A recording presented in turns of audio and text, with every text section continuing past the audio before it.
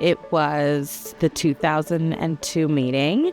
It was in Arizona. It was my first time going to Arizona. I remember the pool because I had a slide.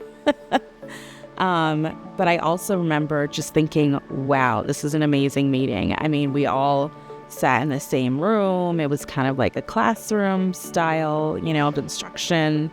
Just being able to sit in one place and have those lectures and really just have your mind opened to the field of human identification, and also just seeing all the major players in the field and being, having celebrity science moments. So it was really an amazing experience.